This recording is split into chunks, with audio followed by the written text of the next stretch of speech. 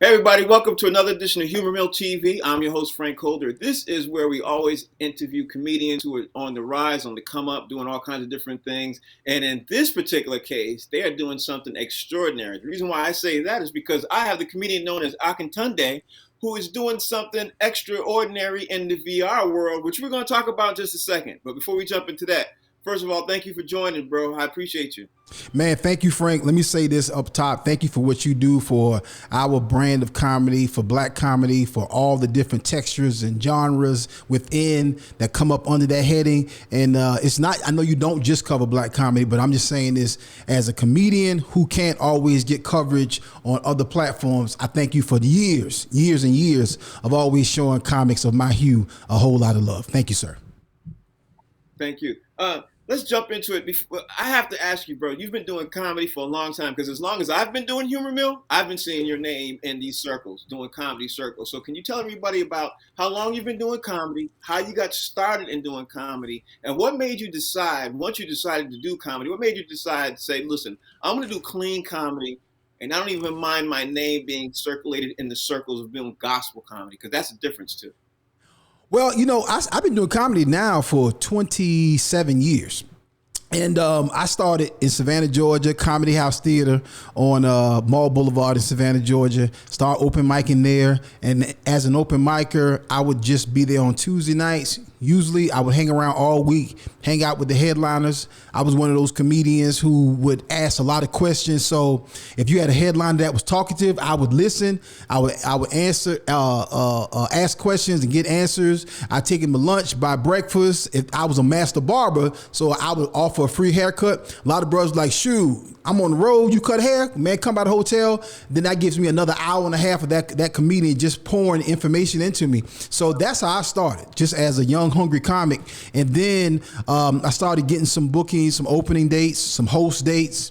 I became a feature act in a lot of the clubs, really in the southeast region, like from that Virginia on down, and then across that the bottom of the country. That was kind of like my region. I used to work a whole lot, so I really became a consistent working comic really a couple of years in, and then I guess about 5 years in, I started headlining comedy clubs, not as a special event, but just as a working, consistent headlining.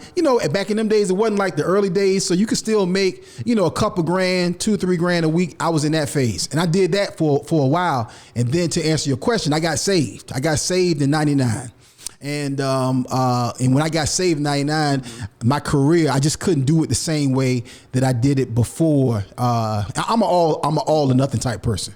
I've been married to the same woman for 28 years. I've been a member of the same church for 20 years. So it's, it was the same way with comedy and my faith. I couldn't have two separate lives. I had to figure out how to blend those two.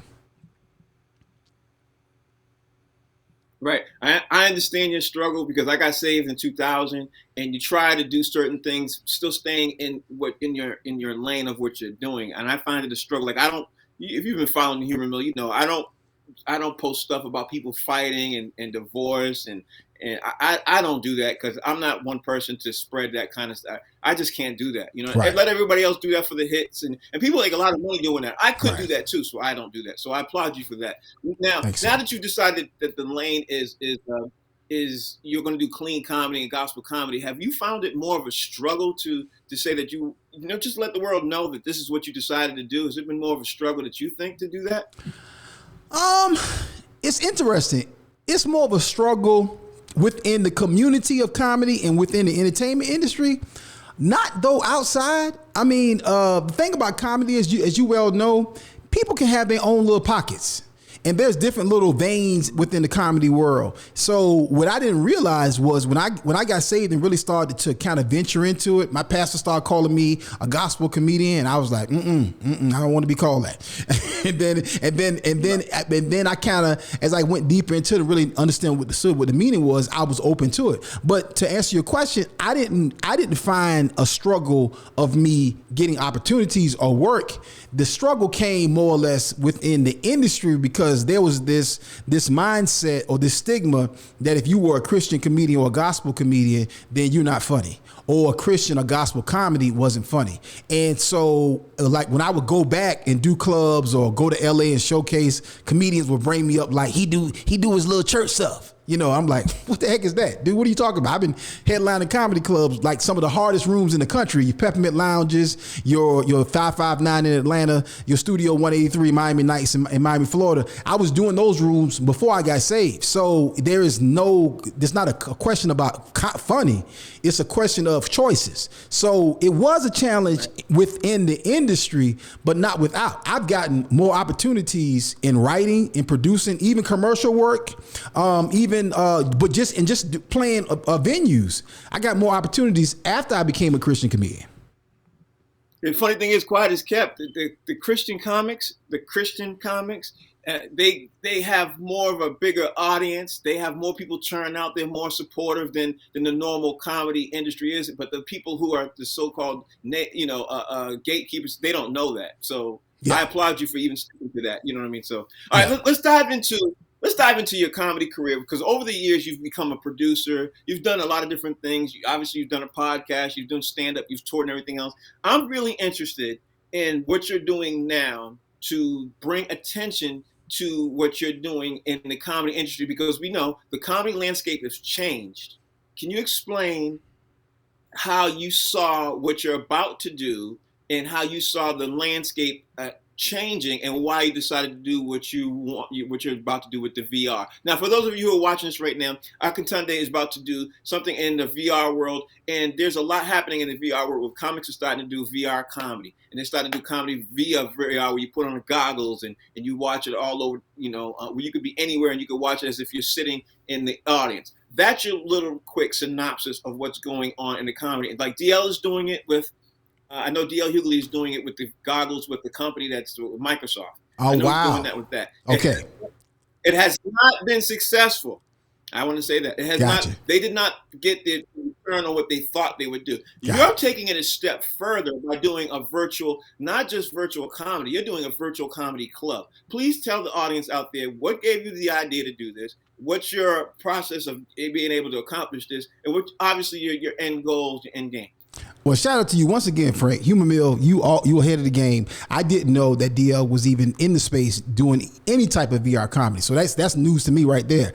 I have to give full credit to one of my best friends in the entire world, my friend Pastor Lewis Tucker, who pastors a church, but also is very highly ahead and focused on technology, on how to utilize technology to advance ministry. So I told him about maybe a year ago, right about the time we're talking right now, hey, something's coming down the pike with Facebook. You ought to check it out. He dove deep into it. I didn't. He dove headfirst into it. And a few months later, he's got a full meta church. He understands the technology, and he kind of snatched me really into the VR space. And I was like, okay. And then he kind of began to show me.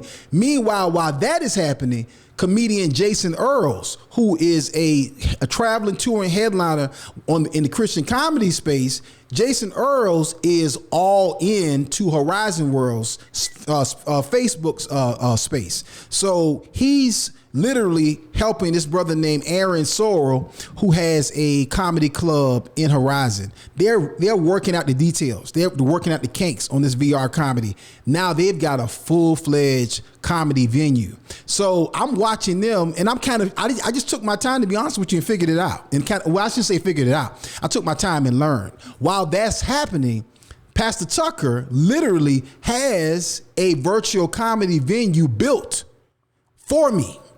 He literally, I would love to take all this credit and say, hey, I did this. He literally paid someone to build at scale a virtual comedy venue. And then once he told me what he was doing, he brought me in, and I kind of told him, I said, well, the stage needs to look like this. This is what a good comedy room looks like. This is what the way the seats need to be. And we kind of really worked it out. Like if a comic wants to create his perfect comedy club in his own mind, that's what I got a chance to do in the digital space. And that's how the comedy club came about. Then once I put the goggles on and I got on stage at Soapstone, when I got on stage in our club, the Virtual Comedy Lounge, and I'm literally watching Frank, I'm like, this is an avatar of a real person whom I can hear.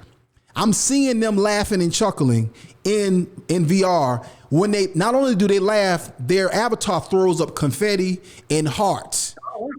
And I'm like, I'm like, and I'm doing material. I'm trying out jokes that are brand new.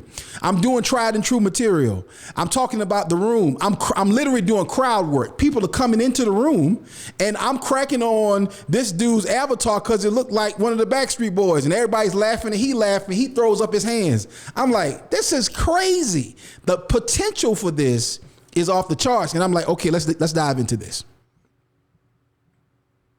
Okay, so for those of you out there who sitting at home, I need you to try to explain it to a person who is, let's say you're 60 years old, you're sitting at home, you're watching human interviews and everything else. You don't understand what virtual reality is. Like there's certain people who just won't understand virtual reality, like and they won't even understand what VR even stands for, which is virtual reality. They won't understand what the avatar stands for. You came up with a decision to create an avatar. And please explain all of that, because I understand that, but please explain to the audience what that is in layman's terms. So essentially, think of it like the internet.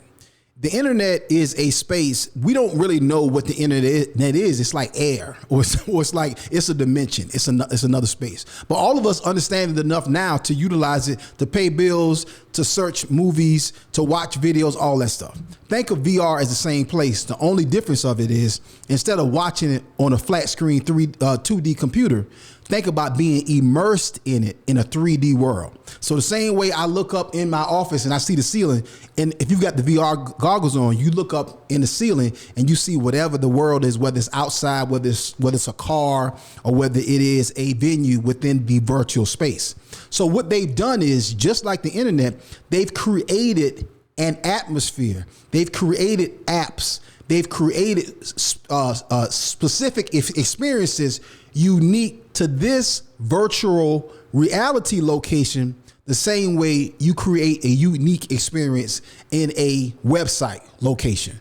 Same thing. You have a web address, you have a VR address as well. So once you create that world, then you create an avatar that looks like you. The same way you create the Facebook avatars that you have. Most people have a little cute version of themselves in Facebook.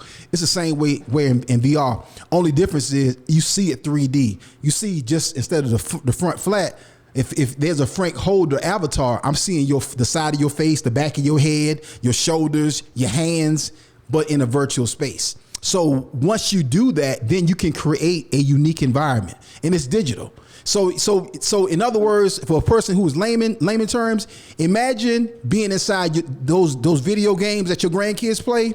Imagine if you were zoomed inside of that, or you were snatched inside of that. That's what virtual reality is.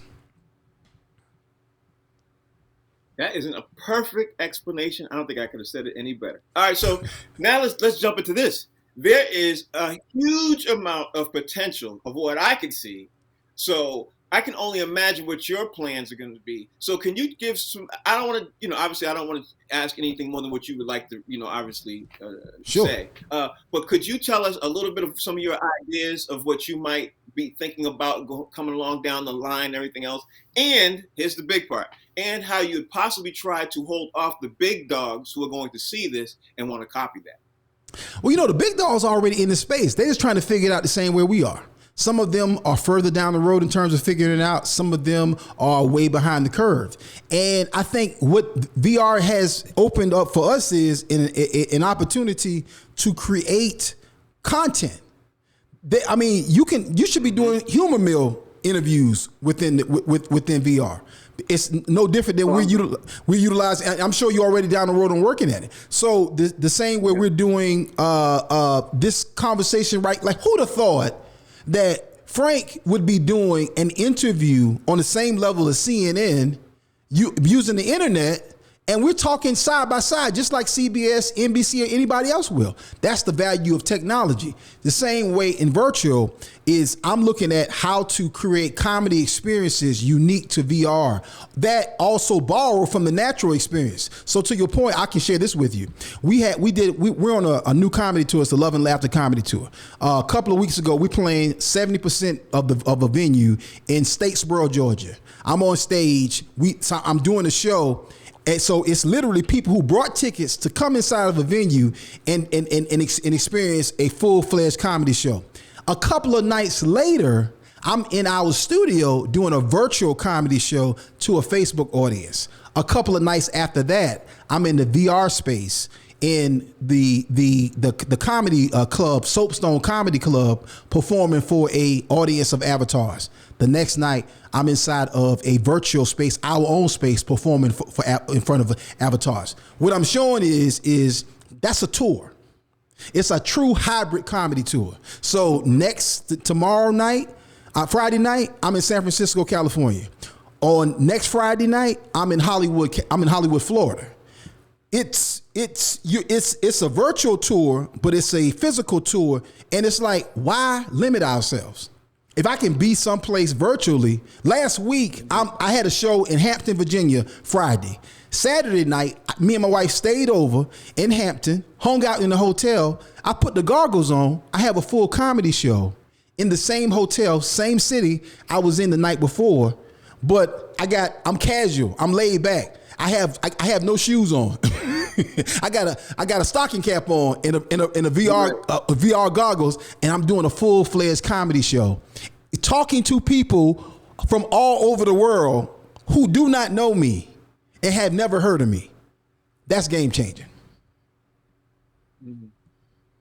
It definitely is. If I'm a comedy club right now, and I'm the promoters and everything else who've been having a stranglehold on the comics and everything else like that, I'm concerned. You know what I mean? I'm concerned that this picks up because it possibly can. And comedy clubs are already, they're already struggling now. You know what I mean? So right. What do you say to people like that who are in that space to keep them calm? Because I think it could change the comedy industry a little bit, but I don't think it's going to put them out of business. You know what I mean? I think people still go to clubs because they like to get out and experience. How do you keep them calm? No, I don't. I think it's Frank. I think it's more or less how do you accommodate as opposed to try to limit. It's kind of like what the government did with electric cars.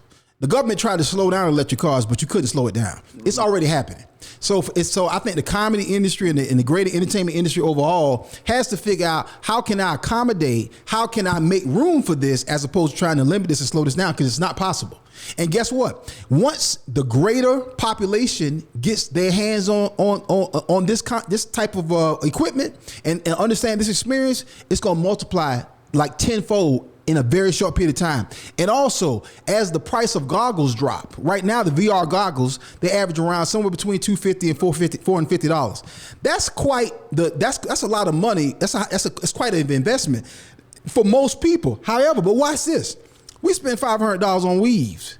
Most of us have children who have some type of video gaming system that ranges somewhere between $500 and $1,000. So it's not that we can't afford it, it's whether we choose to purchase. So once people really understand that not only should I be purchasing this, but also watch this, my job may have virtual reality meetings. My church may have virtual reality services. There's virtual reality live events already happening. YouTube, NBA has a virtual reality experience. MMA fights already have the virtual option for you to go to the fight and sit in the stands live while it's going on. It's already happening. It's up for us as black people, as comedians, and as entrepreneurs to figure out how do I leverage this to grow, expand, and maximize what I'm already doing. Well, I want to ask you one secret. See if you can reveal this one secret. Are you thinking about getting in this space also along with NFTs too? Because I mean, obviously you're ahead of the technology game, and I think I can ask you about NFTs and say, are you thinking along the lines of that too? Because I could see something coming down the pipe there with NFTs too. There's something that's happening that literally I learned about just the first day we opened our club. I can't say what that is just yet, but I will say this: we got to figure out NFTs. It's no matter whether it's Bitcoin or all of these other digital currencies or NFTs. These are exchanges. This is an exchange of income for some type of virtual VR property, whatever that is. We got to figure it out. Whether it's investments, whether it's actual content, whatever it is, or digital materials. We got to figure it out. There's artists now who are creating original art pieces that are literally selling for six figures. We gotta figure this out, particularly, and as African Americans, let me say this to us: we can't be, as we normally are, 5 to 10 years behind. And then the church, the greater church, is usually 10 years behind where African Americans are. We can't do that. So we can't be the person who is out here pushing CDs and tapes at live events and wondering why nobody's buying them, saying, man, nobody don't really buy CDs no more. Of course they don't, because they download music and we stream music. So we got to figure out like how to be current and be relevant with what's already happening. All right, let's change gears real fast before we wrap this up. What's going on with you in television? And you're already in front of hundreds of thousands of people on a national level and everything else. Did you decide that you didn't want to go out and do the Hollywood thing and the television thing and the thing that all comics want to do, where they go audition to be on TV shows and get their own sitcom and all? Did you? I haven't seen you stomp those grounds in Los Angeles at all, bro. And I've been in LA. I just moved from LA like 2 years ago, but I've been out in LA for 15 years. Never saw you one time. I don't see you at auditions. I don't see you do all that stuff. Did you make that as a conscious decision not to do that, or what's your thought process? It was a little bit of a conscious decision, in part because, ironically, and I can only, not to get super spiritual, but I can only attribute this to God. For me, once I became a Christian, I got more writing opportunities in California, in New York, and even in Atlanta than I did when I was actually trying to hustle, trying to grind. So for me, I began to write for TV shows and kind of learn kind of the backside of the process of how things happens. And sometimes, we're doing stuff and we don't recognize why it's not working. But for me, being able to produce, I've had a development deal with USA Network. I've had a 5-year writing deal with BET, and I've written for 350 television episodes. I don't say that to brag. I'm saying that there's things that happen and you don't necessarily have to, as you well know, be in Los Angeles anymore. That said, for us, we're super excited. I'm giving you this first. On Monday, we will announce the grand opening. Well, I said the launch of our WF Media Group Studios. Warnock Family Media Group is our studio space. Right now, I'm in a small 1,600 square foot office/studio. As of next week, we'll move into a 9,000 square foot facility. From there, we'll be shooting some original content, feature film content, as well as an original series based on a part of my life that from my childhood, which I'm super excited about. So literally, we go into the development process. We're already in the development process. We go into the pre-production process from our own space. So that press release will not go out until Monday. And I'm saying it here for you, and this is great that this wasn't even planned, but it's just, I think it's appropriate because you've been covering our brand of comedy for quite some time, and I appreciate that. So I have no qualms about saying it here. As of Monday, we will launch and begin the process of rolling out and preparing to open our WF Media Group Studios right here in Columbia, South Carolina. Well, brother, first and foremost, congratulations on that. That, as you know, is huge, because the more of us that we have behind the cameras and everything else, the more opportunities we're able to give to people like us. Let's wrap this up. First, what you got going on? What's coming up next? Obviously, you've got the studio coming up and everything else. Are we going to see you, besides virtual reality, are we going to actually see you physically in the comedy clubs doing tours? I know you're doing the virtual reality tour. Are you often physically doing the physical tour? And are we going to see you in those comedy gospel circles or anything more? So the new tour is a hybrid tour. It's the virtuals, it's virtual reality, and it's physical dates. So, for example, like I said, I was at First Baptist in Hampton, Virginia last Friday night. This Friday, I'll be in San Francisco. Next Friday, I'll be in Hollywood, Florida. So we're doing dates. The Love and Laughter Comedy Tour is already rolled out, and that is only going to continue to grow. We'll be touring on this particular tour through February. And so we'll be playing not just churches, not just venues, but we're also playing what I call, taking it back to my roots, I'm purposely playing some smaller venues. As you know, it's one thing to be in a church that holds 500, 1,000, 2,000 people, but it's another thing for a comedian to be in front of a small 3,000 square foot room that has 200 seats in it. It's a whole different experience. So we're doing partnerships with venues and promoters to put us in smaller rooms. Whereas I'm saying with them, I want to do 2-3 shows. I don't want to just have to come in and do one show, because that's really how you polish material. That's how you prepare jokes. That's really how you see what's working. She liked that. He kind of liked it. He loved it. So, and you can't get that when you play in big rooms. It's cool. I love it. But so we're doing smaller venues as well, and even some smaller markets. So just just go to our website, IamAkintunde.com, and check out the Love and Laughter Tour as well as our full tour schedule. And we guarantee we coming to a city near you.